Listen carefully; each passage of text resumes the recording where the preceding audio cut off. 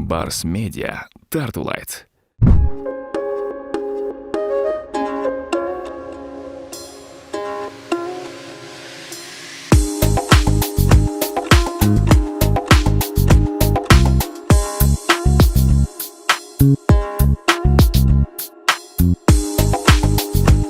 Меня зовут Ирлан. Я 83-го года рождения. Родился я в Джалабадской области. Закончил я Кыргызско-турецкий лицей в 2000 году. И после этого поступил в Международный университет Алатау. Окончил я университет по специальности международные отношения. 4 года проучился.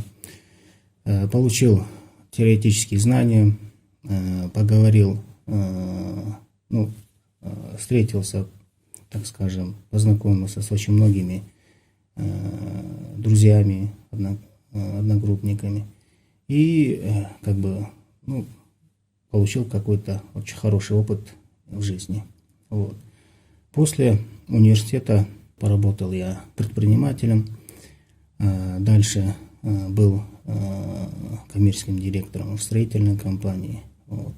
Дальше начал свою карьеру именно в дистрибуционном бизнесе, торговой компании. Одна из первых компаний это была компания Unilever.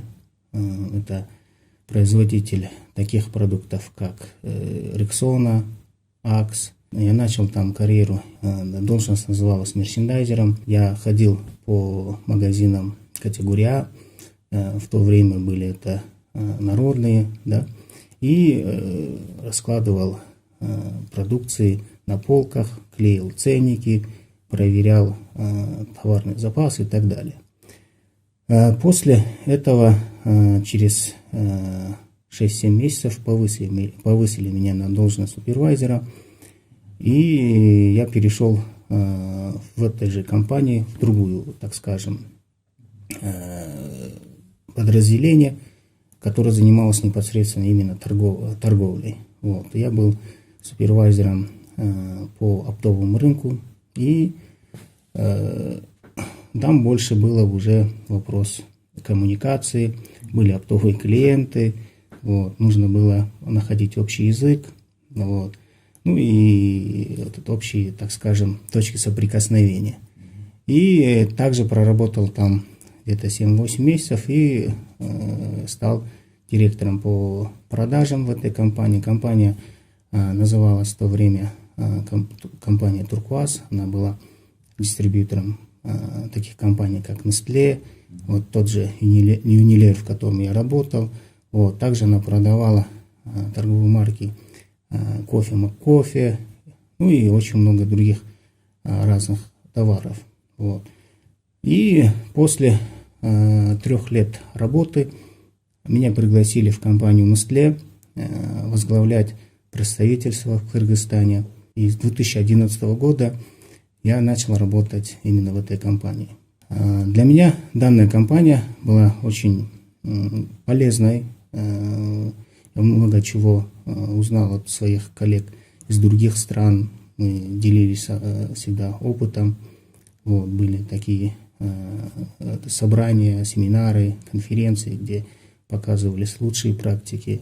Вот. И также для дальнейшей работы получил большой опыт. В 2018 году, проработав 7 лет, достиг очень много результатов. 7 лет в одной компании уже для меня было уже достаточно. Уже был в зоне комфорта, так скажем, и пришлось искать что-то новое. Вот. Но все-таки я думаю, что я потом понял, что время пришло заняться уже предпринимательством, бизнесом. Был большой опыт. Нашел инвестора в лице своего брата. Вот. И мы начали с 2018 года предпринимательскую деятельность. И с марта 2018 года мы сейчас на данный момент работаем в сфере дистрибуции, торговли, завозим импортируем из таких стран, как Турция, Казахстан, Узбекистан, Туркменистан и несколько других стран, кондитерские изделия, макароны и другие продукты, и занимаемся распределением их по региону Кыргызстана. Компания называется Урдотрейд, и сейчас одна из таких известных наших торговых марок — это торговая марка Тофикс.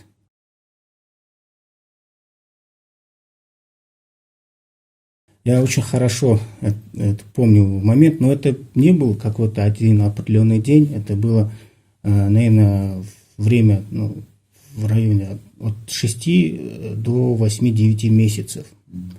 Я понял это, когда все-таки именно та работа, которую я делаю, она уже не приносила мне достаточного, так скажем, интереса, или вот, если грубо так, это кайфа, да, то есть ты должен получать кайф от того, что ты делаешь. В 2011 году, когда я пришел в эту компанию, она была, мы измеряем это в доле рынках, да, она была по некоторым категориям даже спускалась вниз, не очень хорошо была представлена на рынке и так далее. В 2018 году мы уже, проделав очень огромную большую работу, пришли к тому, что уже начали другие дистрибьюторские компании, другие производители считаться с нами. Даже те клиенты, оптовые, ключевые клиенты большие, да, они уже на равных разговаривали и так далее. Соответственно, работа, она шла как уже спланировано. То есть все было спланировано. Я знал, что будет завтра, да, я имею в виду по работе, и знал, если мы это сделаем, то что будет дальше. Вот такого вот челленджа, да, вызова не было. Уже все было уже налажено и так далее. Соответственно, работа начала уже быть скучной. Поэтому либо мне нужно было сменить работу, либо перейти в другую компанию, тогда что-то нужно было менять в жизни. Вот тогда понял, что все, пора. То есть я достиг, перед тем, как начать работу, у меня были какие-то цели, да, для себя. Я их выполнил, и, соответственно, после этого уже нужно было что-то менять.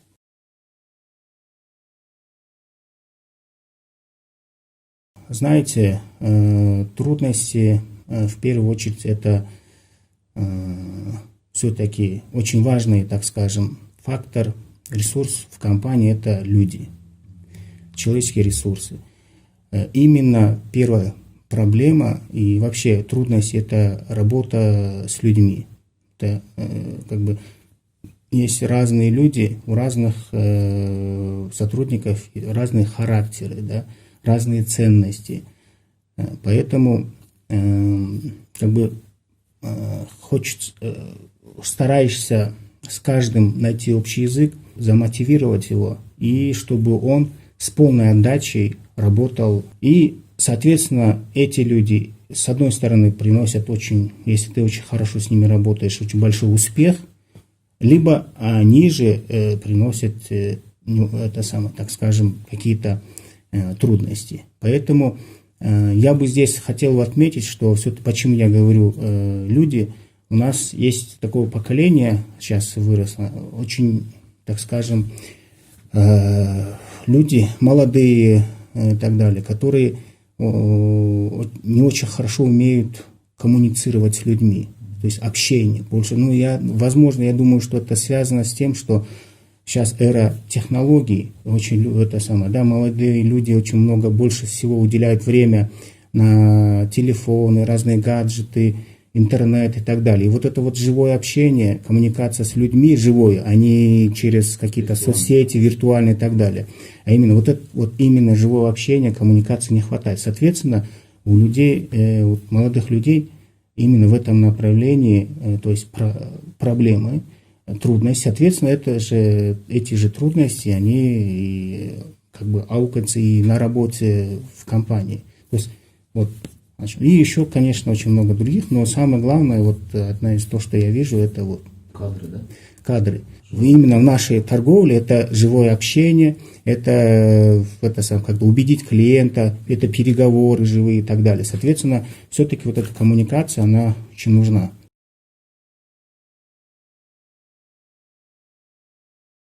Во-первых, это эра, так скажем, технологий, то есть это объявление. В первую очередь наш источник – это объявление. Второе – это знакомство, то есть какие-то связи, которые были до этой работы, либо через своих сотрудников, то есть даешь объявление, то есть требуется там торговый представитель, требуется супервайзер и так далее. Соответственно, они как бы приглашают, ведем в первую очередь первый этап собеседования проходит с их непосредственными начальниками, руководителями, потом, и последняя инстанция, это я лично провожу собеседование. Конечно же, я лично обращаю внимание всегда при отборе кадров на личностные качества, да, даже не профессиональные, потому что вот этот характер человека, кадра, который есть, он формирует человека и вообще, как он будет дальше работать. Вот. Его, так скажем, доверие, да, ответственность, инициативность, да, вот такие вещи в работе очень нужны. А вот профессиональные качества, знания, которые, это я думаю, что это все-таки второе место занимает, потому что этому можно научить. И даже я за то, чтобы взять как бы нового какого-то сотрудника и обучить ему так, как ты хочешь, да. То есть, и, соответственно, если человек обучаемый и быстро адаптируется, то эти кадры очень ценные в любой компании.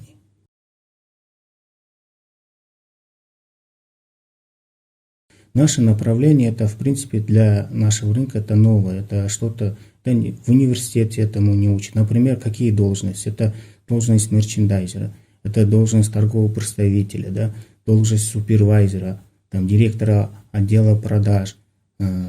Вот, основные. Есть, конечно, должности, как маркетолог, там, логист, финансовый, ну, они, да, там, но именно нам, например, как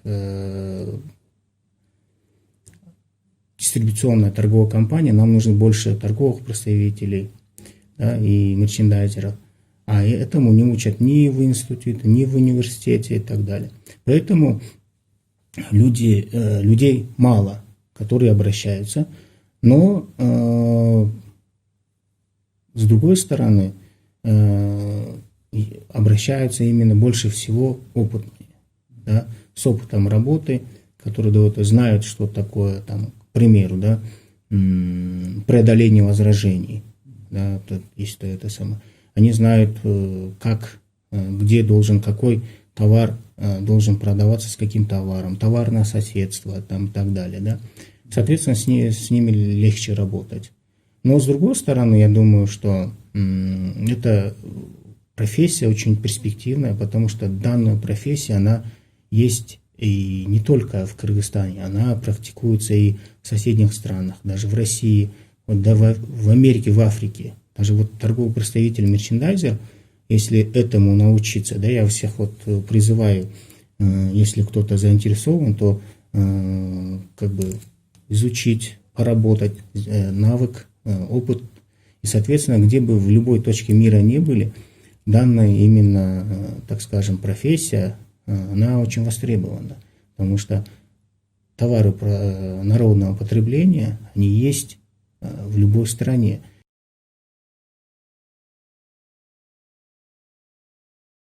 У разных торговых компаний, да, ну, как бы мы относимся к средним компаниям, но есть еще крупные компании, которые работают с 90-х годов в Кыргызстане.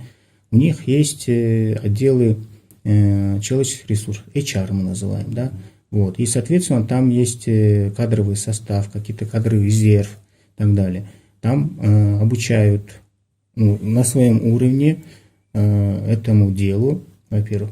Можно там, то есть, подать заявку, поговорить, пройти собеседование и так далее. И, соответственно, обучиться и начать стажировку. В нашей компании у нас пока еще, так как молодая компания, мы еще этот отдел не открывали, но у нас есть такие должности, как стажер. То есть любой человек, который хочет научиться, то мы даем ему возможность выехать вместе с торговым представителем, с мерчендайзером и научиться основным навыкам этой работы. То есть даже в некоторых случаях уже по договоренности сторон можем оплатить и транспорт, и питание. Да? И, соответственно, если человек потом дальше, после стажировки, видит себя именно в этой сфере, что он хочет, что это его, то он может дальше продолжить работать. У нас есть, у каждой компании в этой сфере есть текучка кадров, соответственно, он может уже быть в очереди в кадровом резерве и дальше уже официально приступить к работе.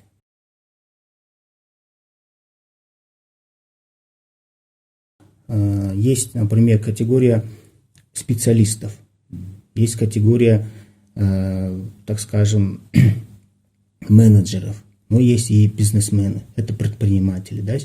То есть, например, в отличие от специалиста, от менеджера, бизнесмен, он созидатель, он и рискует, он должен быть сильным не только материально, но и психологически. В нашем случае, в нашей стране, я бы все-таки поставил, например, быть сильным первее, чем материальным. То есть материально сильным она на втором этапе. Первое, все-таки психологически должен быть сильным, чтобы как-то противостоять, например, недавние случаи политические, да, разные экономические бывают, то есть риски, это рост курса доллара и так далее. Соответственно, если бизнесмен психологически не сильный, то он может проиграть именно в своем деле. Но есть люди, которые путают понятие менеджера и бизнесмена. Вроде бы одно и то же, качество одно и то же, но мышление бизнесмена и мышление менеджера совсем разные. То есть менеджер, он подразумевает, там нужно, например, какие-то характеры, самое последнее, это брать на себя ответственность и принимать решения. Я бы выделил эти качества менеджера. То есть, но он не рискует, так скажем, своим доходом и так далее, да, при принятии решений. Специалист, есть специалисты, например, узкой направленности. Может быть, это учитель, врач, энергетик, там разные другие профессии, которые по складу ума, по складу характера, они в этом, то есть они хотят этого, то есть чтобы у них был стабильный доход ежемесячно, чтобы они любят больше стабильности и так далее. Но бизнесмены — это те, которые не любят стабильность в плане того, что дохода. Да. Они могут несколько месяцев, лет работать за идею. Они могут рисковать даже при том, что все остальные говорят: ты дурак, да? Ты что, куда идешь? Это невозможно.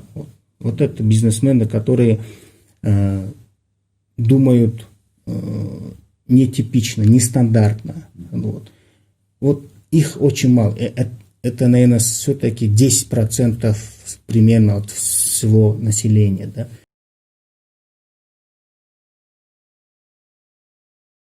Последняя книга, которую я прочитал, это был «Самурай без меча». Да. Книга очень интересная, там именно рассказано вот, про то, у нас это самое, вот последнее направление есть вот бизнес укулята. Либо у кыргызов есть такое понятие, как уста шакирт. Да? Именно вот этой книги с точки зрения, так скажем, ценностей о Японии и так далее сказано, как можно стать успешным человеком. Но там именно это самое, основа это то, что человек, про который именно в этой книге рассказывается, он начинает свою как бы деятельность, вообще жизнь с прислуживания к более влиятельным людям. Он учится у них, вместе кушает, что-то приносит, ну, как бы служит ему и так далее. Да? Соответственно, это как бы современным языком можно назвать как бы менторство. Да? Именно вот и советую как бы эту книгу прочитать именно большинство именно молодым людям, которые хотят что-то добиться в жизни. Вот. Дальше это разные, ну, как жизнь это сейчас цифровая, это интернет. Большинство, я, например, лично очень много пользуюсь Фейсбуком, потому что там очень много друзей у меня с прошлой работы, дистрибьюторской, с компанией Nestlé, где люди, мои бывшие коллеги, друзья, делятся интересными статьями про бизнес, интересными статьями про как нанимать на работу. Да? И вообще именно данное направление бизнеса, куда идет, какой тренд, да, и так далее. Поэтому, в принципе, у меня это как бы для того, чтобы себя держать в тонусе, в тренде, это книги, читаю бизнес-книги разные. Второе, черпаю информацию с интернета. Вот. И третье, это общение с успешными людьми. Немаловажно.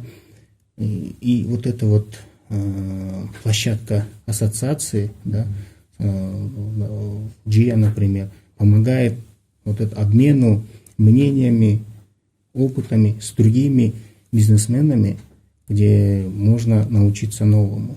В основном 3 источника, откуда я вот, в принципе, черпаю информацию и стараюсь быть, так скажем, в тренде.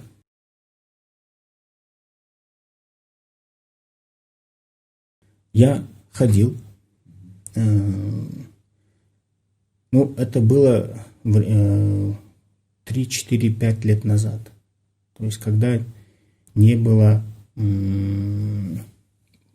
большего доступа именно к тренингам, презентациям, каким-то семинарам, да, вот таких вот тренеров.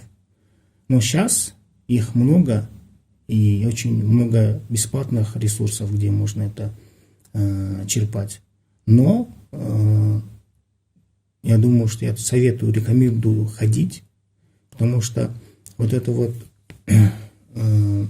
аура, атмосфера и вообще вот сам человек, он, когда встречаешься и слышишь что-то от его уст, она дает больше эффекта. Это как бы не сравнится с тем, что ты посмотришь по интернету и так далее. Поэтому все-таки, но не надо тратить деньги, средства на дорогие какие-то семинары, на другие тренинги и так далее. То есть очень надо постараться найти, что можно в интернете, то есть, чтобы бесплатно, потому что очень много ресурсов. То надо в первую очередь изучить, кто он, чем он занимается, каких успехов он сам достиг в той сфере, в которой он хочет рассказать и провести тренинг. Потом только записываться и ходить. Потому что не всегда, да, сейчас очень много тренеров, не всегда получается, ты доволен тем, что ты получил после оплаты. Поэтому нужно, если, да, советую ходить, но с очень хорошим предварительным анализом, исследованиями, да, и только потом уже, именно если нужно, то нужно это самое, сходить послушать, потому что они как бы уже вживую дают больше мотивации там, и так далее. Но самое главное здесь отметить, что там можно получить мотивацию на 1 день, на 2, на неделю, больше мотивации и так далее. Но если это не реализовывать в практику, то это деньги на ветер. Да? Поэтому, если хотите, ходите, но обязательно нужно это все реализовывать на практике. Записывайте да, в свои планы, что вы хотите, какие цели, как их достичь и так далее. И выполняйте их. Потому что этот тренинг, если вы это не будете дальше на практике это все использовать, тогда это просто информация в голове, которая в какой-то день, через какое-то время она забудется.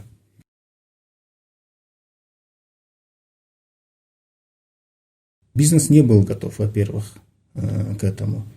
И наша компания очень пострадала от этой пандемии, потому что наш бизнес до пандемии был направлен на кондитерские изделия, конфеты, направлены на свадьбы той, да, где в основном это, то есть конфеты, печенье, там это сладости покупают у нас на то и разные мероприятия. Это во-первых. Во-вторых, у нас в портфеле было очень много, так скажем, продуктов для детей.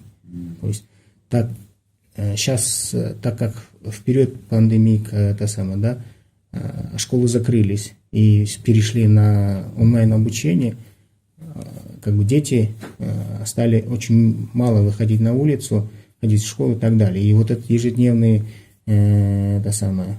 деньги, которые получают, да, дети, это были наши тоже продажи и так далее. Но их их доля сейчас очень снизилась. Но пандемия научила нас очень многому. Во-первых, мы сразу же, я с нуля до точки я полностью просмотрел все бизнес-процессы нашей компании. Было время, мы работали, да, у нас были пропуска, мы работу не останавливали, но работали кто-то удаленно, кто-то в офисе, да, ограниченное количество людей. Вот. И было время это все пересмотреть. Я пересмотрел, оптимизировал количество сотрудников, оптимизировал бизнес-процессы, снизил бюрократию, да, переговорили с арендодателем и так далее. Вот. И, соответственно, и поменял систему работы торговых команд. Например, я не стал увольнять людей в этот трудный период. Мы, наоборот, как сделали? Подвязали их заработок к продажам. То есть самый легкий вариант был это всех убрать, из 10 человек оставить 5, 3 и так далее. Но мы пошли другим путем. Мы оставили все эти 10 человек, но подвязали их то есть этот заработок к продажам. Соответственно, люди начали работать еще больше, да, с большей отдачей и так далее. Соответственно, на сегодня у нас мы постарались, почти сохранили те продажи, которые были до. Также мы зашли или начали закупать новые категории товаров. Например, у нас сейчас привозим и начинаем свой, так скажем, проект подгузники. Да? Это наша собственная торговая марка, называется EcoBaby. Мы его с нуля разработали, дизайн мы с нуля, через конкурс выбрали название бренда EcoBaby. Вот, и начали продажи. Соответственно, мы поняли, что даже в карантин некоторые товары, да, как подгузники или другие, они продажи не падают. То есть дети, да, продолжают для детей пользоваться подгузниками и так далее, даже в период пандемии коронавируса. И поэтому вот эта вот пандемия и так далее, она нас подвигла на большие, так скажем, дела. И даже я думаю, что в какой-то мере мы получили даже плюс от этой пандемии. Возможно, если бы не было бы его, то, возможно, мы бы не смогли бы, не достигли бы, или бы не нашли бы время, что это все пересмотреть, другие направления, так скажем, выбрать и так далее. Да? Поэтому я думаю, что все-таки в любом, даже пандемия и так далее, я думаю, что бизнес, если человек будет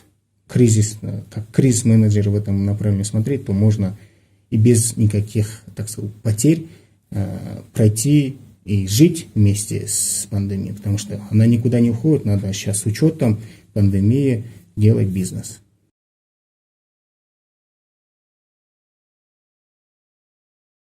Я скажу, что трудно, потому что, во-первых, Кыргызстан, я и выше сказал, что, во-первых, у нас для бизнеса, чтобы построить большой бизнес и так далее, емкость рынка маленькая.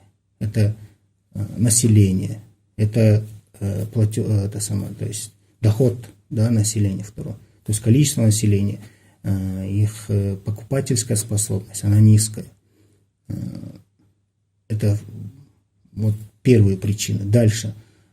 Даже если хочешь заняться, например, производством, Кыргызстан не производит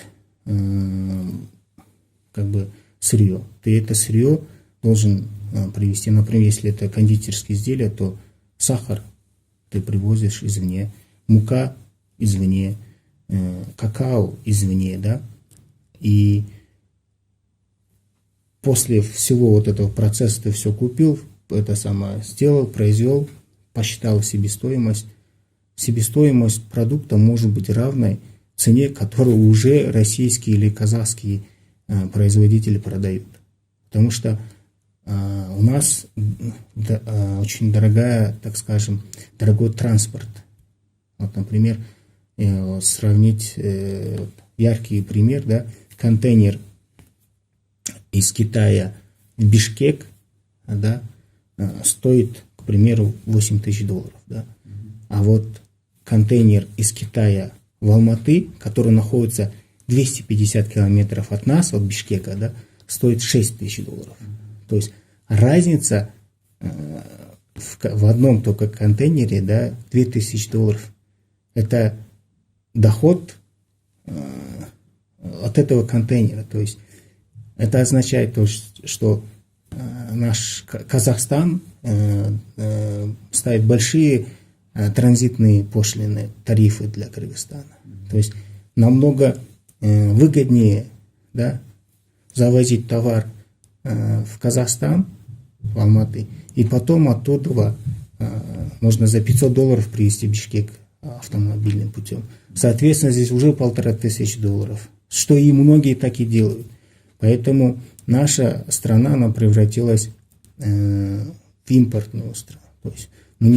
То есть это же касается сырья тоже. То есть сырье, когда уже ты пока привезешь в Кыргызстан, она станет уже дорогой. То есть у нас нет выхода в море, да. Вот это вот одна из самых дешевых, так скажем, дешевый транспорт, это водный, так скажем, транспорт, да. Второе, это поезда. Она тоже дорогая. Поэтому, соответственно, сейчас многие наших предпринимателей, то есть пользуются автотранспортом, что он дорогой, и, соответственно, производство в Кыргызстане очень трудно развить. Вот самые такие, так скажем, факторы, причины, по которым Кыргызстан производство не развивается. Трудно очень.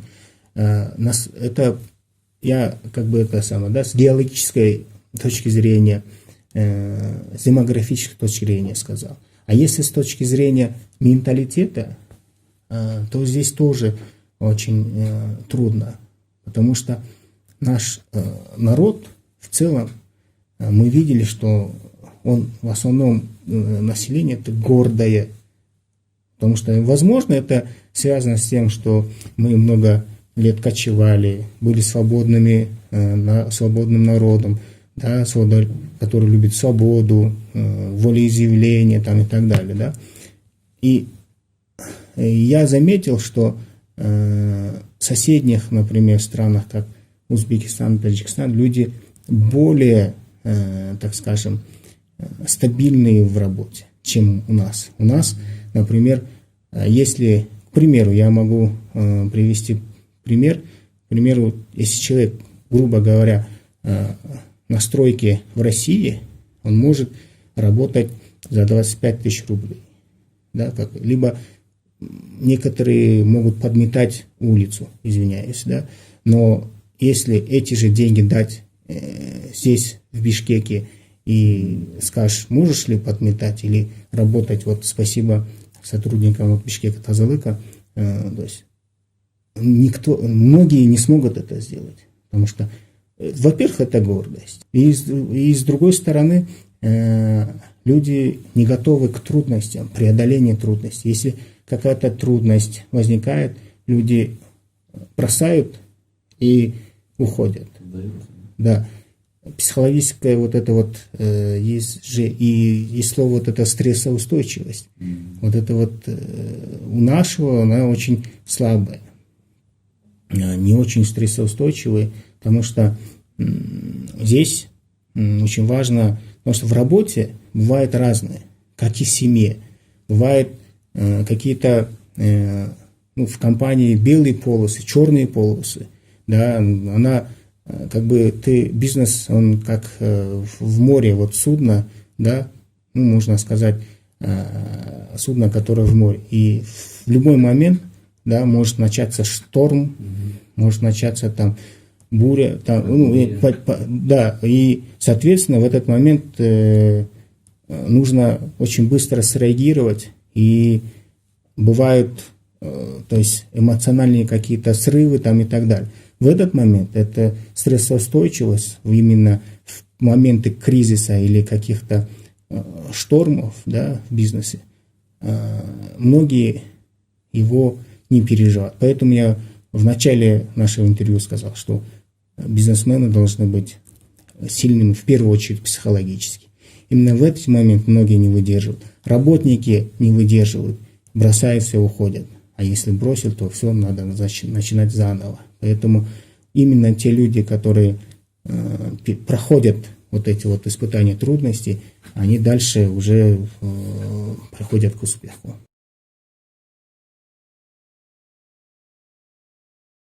Чтобы что-то продать, нужно не хвалить его там и так далее, в каком-то смысле, а рассказать, как данный товар может быть полезен ему, да? Какими именно свойствами она обладает, что решит его какую-то возможность, проблему, либо как он может сократить время, да? То есть бизнес, торговля, это, как говорится, вот дашь на дашь, да? То есть нужно, если ты что-то продаешь, то чтобы у тебя купили за иное количество денег, да, ты должен продать не товар, а именно конкретно свойства товара. То есть многие наши, например, есть сотрудники, которые спрашиваешь, как вот этот вопрос, который вы задали, они говорят, это хороший товар, качественный, да, но все говорят это. Все говорят, что это хороший, очень качественный товар. Но для того, чтобы продать его, нужно, к примеру, ты пришел, продаешь, к примеру, лимоны. Да? Если ты пришел и говоришь, у меня лимоны вот такие, там, качественные, там, и так далее, да? невозможно продать. Если ты говоришь, это лимон, да? привезенный из Ташкента, да, он имеет срок годности больше, чем, к примеру, да, чем тот товар, который у вас есть. Вот. Соответственно, вы можете его дольше хранить. Это уже плюс. Он сразу в голове у покупателя говорит, здесь плюс. Второе, цена, к примеру, да, смотришь, сразу надо посмотреть, почем они продают, почем покупают. И сразу вы покупаете во сколько. Он говорит, нет, твой товар может быть даже наравне. Они говорят, по такой же цене, а вот эти аргентинские покупки. Можно сказать, то есть узбекистанские лимоны, это наша соседняя страна, то есть транспорт занимает там 5 дней, а Аргентина занимает там 40 дней, да, так далее. Соответственно, для того, чтобы и срок годности его осталось меньше, и, соответственно, для того, чтобы его столько дней хранить, возможно, они использовали какие-то химикаты для того, чтобы увеличить срок годности. Тогда вот такие вот моменты, да, надо выделять и объяснять клиенту, и, соответственно, клиент будет покупать не товар, а именно свойства товара, потому что цена не всегда играет важную роль, не всегда, а больше свойства и как ты можешь этим товаром да, заинтересовать, что с чем-то ты должен заинтересовать, тогда у тебя этот товар купят.